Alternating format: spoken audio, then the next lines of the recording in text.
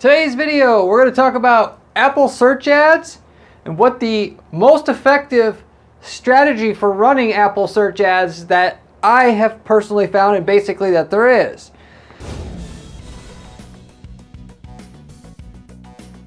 I'm going to go through a couple different scenarios here.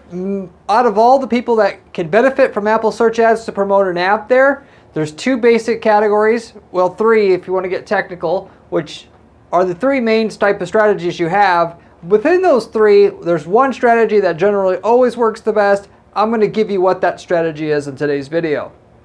So, and by the time you get done with this video, you will have that strategy. You will know how to make a ton of money with Apple search ads and basically get right to the nitty-gritty on what actually works on the platform. So with that said, I'll get into the content. Apple search ads has two basic, and I mentioned three, two basic strategies where you can make money with the platform. You can either target category keywords, so somebody describing a category of app that you also have, that your app that you're trying to market is, and show up in the search results when somebody searches for that app. So if you have a fitness app, that would be like somebody going to the search bar on the Apple App Store and typing in fitness apps, and you're showing up there. So that would be a category-based type of keyword or search. This stuff is similar to search engine advertising on Google. So you can go that general direction, or you can go with the competitor keyword. So if you have a fitness app, you could technically, if you had a specific type of fitness app that does a specific thing, you could find other competitor fitness apps. And when somebody searches on the search bar again for that fitness app, the specific fitness app, you could show up there. So instead of somebody looking for a fitness app in general, you could show up for somebody looking for a specific fitness app and show up there instead. So those are the two main ways that you make money with Apple search ads. If you have an app that you're marketing that's basically in a new category all by itself, you're breaking new ground. What I would say is Apple search ads isn't the place for you to go. If you're in a developed market already, it is certainly, but if it's not, and you have an app that's good for a certain demographic of people or psychographic of people, i.e. somebody has a certain trait or a certain characteristic, a certain age, whatever, what you need to do is go to Google Display Network using Google Ads and find exactly where those people are online or how to define them there, and then get your app marketed to people that way. That's how you would market a brand new idea for a brand new app category in itself. But obviously most of you guys are marketing, if you're watching this, want to market an app that's already in a category where there are at least some competitors. So anyway, with that said, and Apple search ads, for the most part, at least at the time of making this video in late 2022, actually works better than Google search ads, because unlike Google app campaign ads, or Google app campaigns in general, Google app campaigns aren't as targeted, or you can't refine your targeting with Apple app campaigns as you can with Apple search ads now, by the way, which makes Apple search ads better. It's also a little bit cheaper to run in terms of the advertising, the click cost and the advertising space itself. But the main thing is you could hyper target specific people. You can't hyper target somebody who's looking for a specific type of app or a specific category of app on Google app campaigns anymore. So for the most part, if you're considering which one should I use, Google app campaigns or Google search or Apple search campaigns, I would go with Apple search campaigns over Google app campaigns itself. So anyway, with the two categories of different things that you can do to advertise with Apple search ads to make money, going after category-based keywords or competitor keywords. If you have a generalized free app, like a game, or let's say you have a flashlight app, even though phones have this now, but just to give you a general random one-off example, and they're free apps. The category-based keywords can generally do best for you, as you just need to show up at the top of the search then. You just need to be there. They're looking for a flashlight app. You have a flashlight app. You're there at the top of the results. That's basically what you need to do. You don't need to worry about going after people looking for a specific flashlight flashlight app, because for the most part, people don't refer people to a specific flashlight app that often. And of the ones that do, the quality of traffic that you're going to get is not that much different than somebody just looking for a flashlight app. So if all you need is, you know, a mass of people to download your app and you're mainly looking for, it's a generalized app with no specific differentiators that make it specifically different, and which has a certain class of people, therefore that would want your app over other apps in your general category, then just go with the category searches. And also particularly if it's just a free download, because somebody who's just looking for an app in general, you just got to show up there and you'll get the download. When somebody has to pay, you're looking for people to pay money, it's a different story. If you're trying to get, because most of the people searching aren't ever looking to pay for an app. So if you start showing up under general searches, which I call category searches again here, you're going to get a bunch of free users who you're never going to make a bunch of money on, which basically leads into the next thing here. If you have a very niche type app with specific differentiators, so if you offer a fitness app that's better for CrossFit itself and are in a fairly crowded market, the competitor campaigns will generally do best, especially, this is the key part, when you need in-app purchases. So the stats are that only 5% of users that go to the Apple App Store are actually willing to and buy and pay money with in-app purchases. So there's a very small subsegment of the market that you can actually get to spend money on an app. For the most part, I haven't had any clients come to our firm yet saying, Corey, we want to run app campaigns or Apple search campaigns or Google app campaigns or whatever to promote an app, and we're just trying to get a bunch of free downloads because we know if our app gets big enough, we can eventually charge money, because it's so expensive to do that. That's not unless you're like trying to change the world and you have all these investors, that's economically unfeasible to do. So your guys are doing these ads on Google search ads to try to get people to make in-app purchases. So the number one thing that you want to avoid right off the bat is targeting people who don't want to spend money, because you're going to be wasting all your money. And the people who don't want to spend money, like I said, 95% of people don't want to spend money, so you don't want to just target the bulk of people on the App Store because they don't want to in general spend money. It's a lot different than a Google search engine advertisement where somebody's looking for brooms. They're only searching that because they're probably looking to buy a broom. If they're on the App Store, they're probably looking for a free app. So we got to be able to get more precise with our targeting if we're going to make our campaign profitable, i.e. the in-app purchases that you get are going to pay for the ad spend, and then so where you can actually have a return on your ad spend. We got to get more targeted, and that's where the competitor campaigns come in, because you can actually go find competitors in your space, like I said, which have going back to the fitness app example. If you have a fitness app example and it caters to people who download fitness apps in a specific area that that people that like to do CrossFit, so a fitness app for people who do CrossFit. Within that, you can find other apps that kind of do the same thing, fitness apps that deal with CrossFit more so.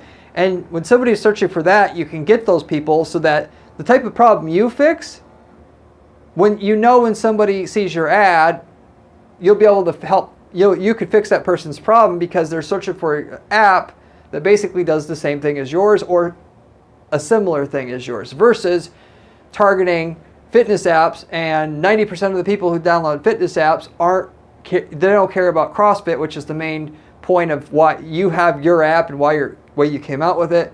And so you can be much more precise, but you could find the person who has a problem that you can exactly solve with your app. But not only that, you can, on top of that, the people who have apps that solve a similar problem as your app, you can find people who actually charge for their apps and are successful at it, and make sure that you only show up for people searching for apps that charge money, because the likelihood that the person searching and then finds your app and then downloads it is willing to spend money is higher. And if somebody's searching for a specific app, what happens? Generally speaking, they're going to get a referral from somebody about an app. They maybe read an article about a certain app, but for the most part, they heard somebody talking about an app. And the person who gave the referral already has used this app, and they probably already spend money in the app, because most of the time for most apps, you can't get much out of it unless you are a paid user or whatever there for the most part. And so, or if you can find somebody who you basically, in order to get the full main features of the app, you have to pay for it. That would be better. But in general anyway, a person that uses that app that gives the referral, they probably got to the point of paying for it if you had to pay at some point to just continue using it or use most of the features. So the referral you're getting, in other words, is from somebody who's paying money already and likes the app, and probably told the person they referred the app to that it costs so much, XYZ per month for them to use it, but it's great. So the person coming to the App Store then at the end of all this is a person who knows that app is good, and they know that it costs money and that it's worth it to spend that money. So that user is very special compared to the bulk of the people searching on the App Store. You want the person that's getting referred to a specific app in the category of apps and solves a similar problem as your app solves and charges money, because those people, out of all the people you could target on the App Store, are going to be the people most likely to not just download your app, but then end up spending money on it, which is the important part. So anyway, if you're probably, most of you people watching have to be able to generate a ROI from your Apple search campaigns right away. You can't wait. You can't just get free users and then hopefully eventually someday charge something, because it's going to cost you, $1, $2, $3 per install to get a free user, and you don't have that much money to invest. You need to be able to sell people in-app stuff, have in-app purchases in order to make your paid campaigns pay for themselves, and then to scale the campaigns, you're going to then be going after people who are looking for or searching for similar apps that solve a similar problem as you, and trying to get in front of them when they're actually going to search for that app on the App Store.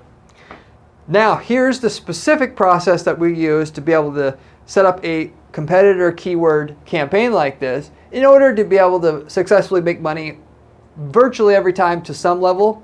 As I've mentioned on other videos before many times, with PPC, it's not a matter of if you will make money, it's a matter of how much you will make. With proper tracking and with a proper procedure and process, some aspects of what you're doing will work, some will not, and you could simply cut out all the fat of what does not work and keep the part that does work, and then use that money to reinvest in something else in terms of advertising and do the same thing there. And you do that over and over and over again, and that's how you build up a multi-million-dollar a year winning online advertising strategy for your company. So how do we put this together so we will make money for our campaigns essentially or effectively every single time we set this up? Here's the process that I would use and do use for clients at our firm. First, you're going to find all the direct competing apps, which I talked about. So, which are also, like I said, paid apps. We don't want people searching for an app that solves a similar process as our products, but it's a free app, because we're going to get a referral from somebody who said that the app was free, and we're trying to sell them on an app that's paid, cost money. We're going to get the wrong user downloading our app, and we're not going to get the ROI that we want. So you first start making every single competitor that has an app that solves a similar problem as you and has a similar value or differentiator there being offered on that app as you, in which also charge consumers money. And with that, once you've got that entire list, you can find all related searches using the Google Keyword Tool. So we can go to Google Ads, Google Keyword Tool, type in the name of all our competing apps there that charge money and solve a similar product as us, because we want those people to download our app instead. And we'll find the variants or variations of ways that people are searching for those apps on Google Search, because those similar keywords we could use on Apple Search Ads, because they're going to be searching the similar way there effectively. Once we've done that, 3, we can add all keywords in exact match format into our campaign that we're going to set up here, or campaigns as I'm going to mention in a second. Exact match keywords on Apple Search Ads is key. If you don't use exact match keywords, you're going to get very scattershot searches that you're going to searches that you'll show up for. And because this is more like a sniper approach than a shotgun approach here, we want to be able to effectively know that we're showing up in front of people who has been referred to an app that they were ready to pay money for. Therefore, unless they type in the exact name of the app and show that they're looking for that exact app, or a variation of some term that indicates that they're looking for that exact app because we found it on the Google keyword tool, we do not want to show up. And so therefore, we want to use exact match. By using the Google keyword tool to find all the ways that people are looking for those apps, you don't have to compromise for people that don't type in the exact name but some close variation of it, because you're going to find all the main variants of the apps and what people search for to find those apps. And with targeting each individual one in an exact match, you'll basically get all the ways that people are finding that app on the App Store, but nothing else. So you get the best of both worlds. You get as many people searching for that app as possible, but nobody beyond that. So you're going to have a lot of potential download volume, but with little to no or basically zero waste in the process. So that's number 3. Number 4, use ad copy that partially references competitor and your user reviews. So this is a really good, effective tactic here that I came up with, and you're not going to simply find anywhere else. So essentially, with Apple Search Ads, you can't actually have a unique ad for every single ad group. You got to they give you an ad to target all the keywords in an individual. You can't. Let me take a step backwards here. So you're going to make a unique ad for every ad group in your account. And each ad group is going to have just one keyword in it, or all the keywords that are related to one specific competing app there. And with that, your ad that's going to show up for the person who's looking for, if they're looking for George, Foreman's, fitness app here. If that's, your competitor, that's your direct competitor, that again is the one that you want to target, the referrals from. Your ad is going to say, if you like George Foreman's app, you will love insert the name of your app there. You will love our app, or you say the name of your app in the ad itself. So that indicates to the user directly, hey, you were looking for this other app. This is exactly why you don't want that app anymore, because it's really hard to get somebody who's coming onto Apple Search or the Apple App Store that had gotten a referral for a specific app to download another app just because you show up there in front of them. It's a nuisance more than anything that you show up in front of them before the app that they're exactly searching for. So of the small minuscule percentage of the people that you can get to accidentally click or just be willing to click anyway because what you have seems semi-interesting, on the ad itself, when you can say if you like the app that you were looking for, you're going to love this one better, it gives them a reason to say, you know what, maybe I'll try this one as well, and really, see if this really is better, like they're saying. It's so unique in what you're saying there that it does sound compelling. It makes them actually want to try both, whereas they're not going to necessarily get that anywhere or see that anywhere else on Apple App Store. Nobody else is going to say that kind of thing. Nobody else is going to do the crazy thing like I do on our campaigns, and what you're going to do here, which is create an ad for every ad group and effectively for every competing app or name of the keywords that are related to a specific app and people searching for that app, so that people can see a unique message when they're searching for that app versus they'll get another message when they're searching for this other app and so forth. So that's what you're going to do there. Now, moving forward, you got to make sure to set up revenue tracking. Apple search ads revenue tracking is very, very difficult to do at this stage. It's nowhere near as easy as like Facebook and Google and all that, but it is possible.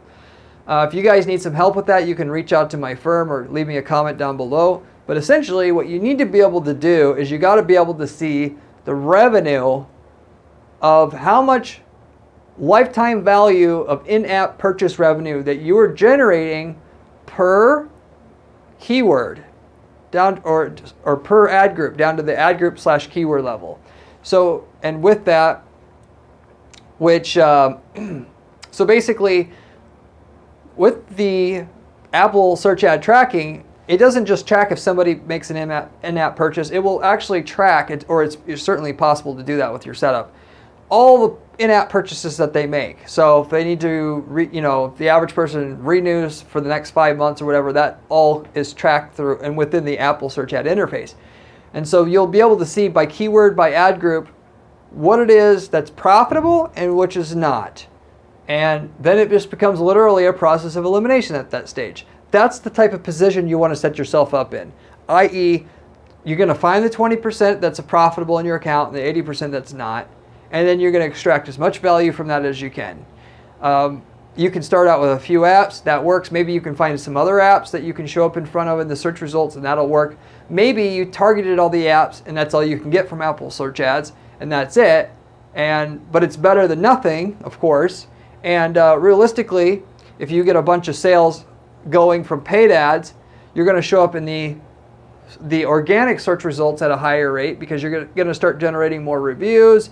Those reviews will give you a higher search results ranking in the Apple App Store. Because you're running ads, you're going to be one of Apple's favorites. So you're going to show up higher in the organic rankings on Apple App Store as well.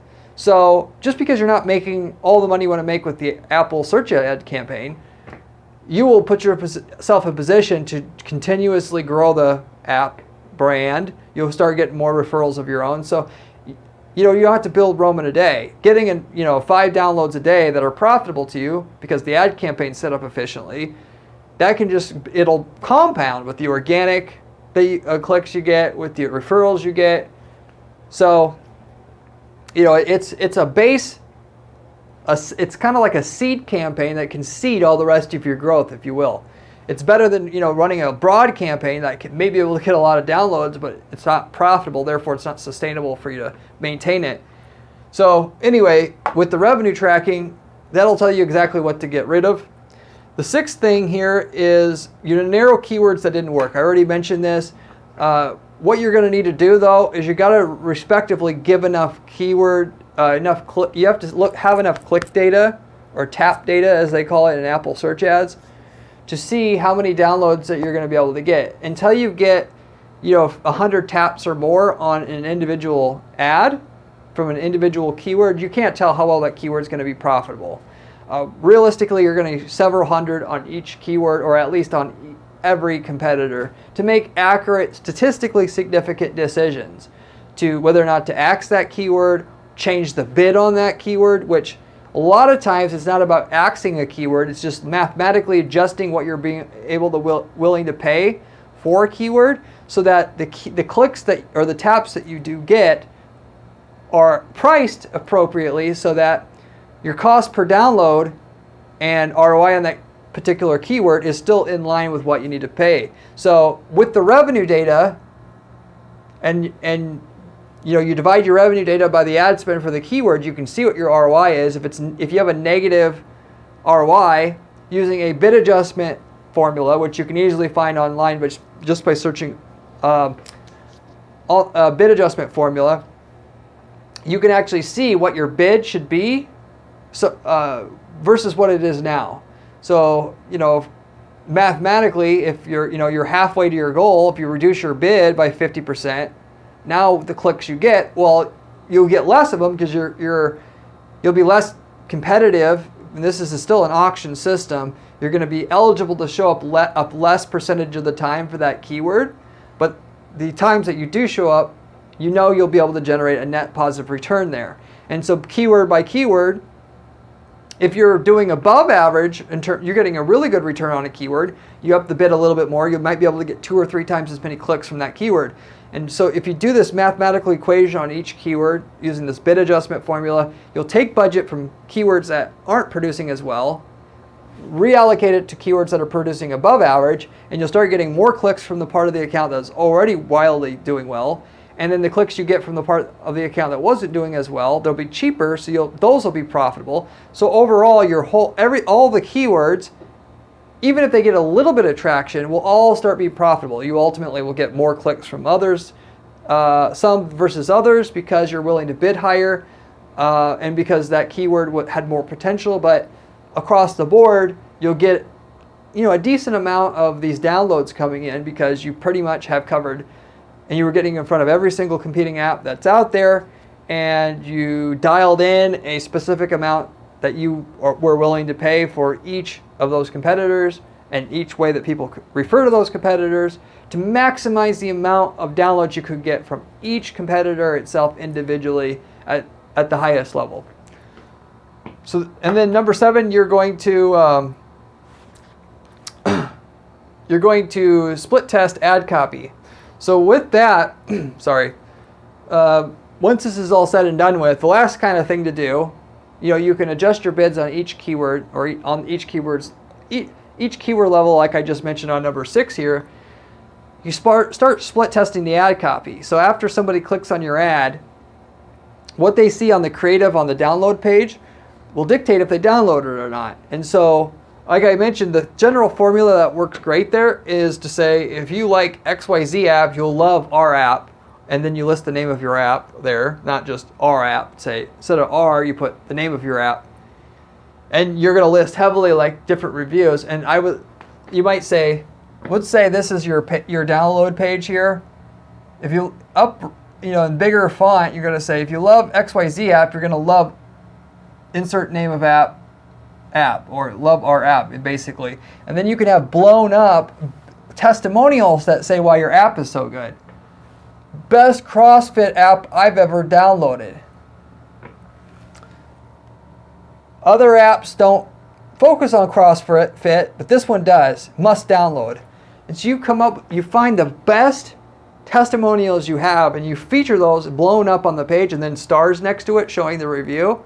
That's basically the best way to communicate in as short a time as possible that this app's worth your time downloading.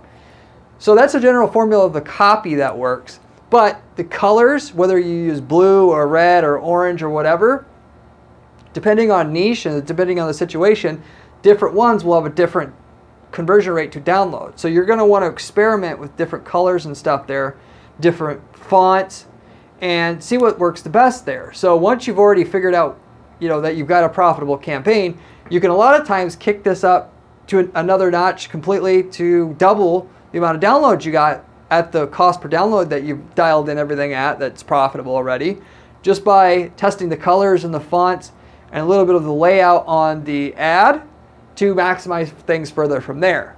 So that's what you're going to do for number 7 here. So in general, that's the formula right there for getting a campaign to basically work every single time. Best strategy there is for Apple search ads, i.e. find your directly competing apps, show up for people that are searching for those apps if they're a paid app, because that's going to filter out people that want a paid app. They're looking and want a paid app at that situation. You're getting in front of them. You're saying, if you like that app, or if you think that app good, our app's even better, to instigate that user to download and actually try your app. And that's basically your formula in a nutshell, making sure to set up revenue tracking, dial in your keyword bids on every keyword, testing your ad copy. You're going to get a pretty good result every time with that formula. So in general, I'll wrap it up with that. That's everything I have really to say about the most effective Apple search ad strategy that there is that you can use. If you have any questions, leave me a comment below. I get back to every single person who leaves me a comment on this channel. If you like this video, consider giving it a like and consider subscribing, as I have a ton of other videos on this channel about other money-making strategies that can help you make a ton of money with PPC. What I give you on this channel is all the stuff that we test all the time here at our firm. and in which work, so you can actually use it for yourself, and the stuff that isn't working, we give that information to you as well so you can avoid it. It's the best, most actionable advice that you're going to find on making money with PPC on YouTube in general. If you find better information, let me know, because I'd like to see it as well.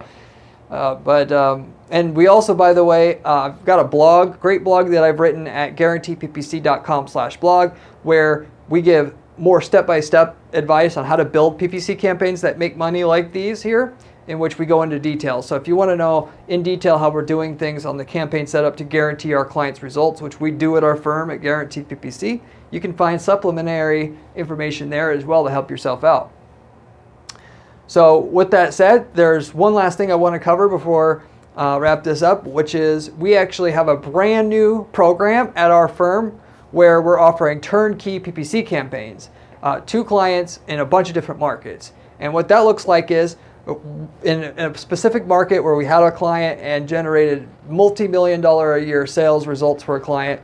If that client's operating in market A, you're in market B, you want to use those same results for yourself, we can give you the exact same strategy that we use for them, that we know is proven, is refined to get those results for your campaign in a different market, which there's no conflict of interest there, and have something that can basically work right away to generate millions of dollars for your own business. We give you the campaigns and the landing page in the exact same setup that the other company had, and essentially avoid all the hassle and BS of having to spend years optimizing your own campaign and just getting the ironclad version that works already for that market for yourself.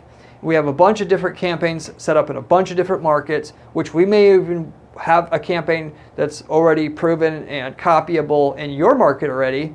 But if not, I mean, you could set up a service business using one of our campaigns, outsource the work to another company, take 10% off of the revenue off the top for yourself, and have a business ready to go already. So if you're struggling to make money or just want to figure out something that might work better for you, use one of our campaigns and just outsource all the work, or get similar products, because we have product campaigns as well. Anybody can source similar products, as we have some people who they simply aren't using those campaigns anymore. You can use a proven working strategy that's copy and pastable out of the box for a similar type of business who wants to sell a similar type of category of product.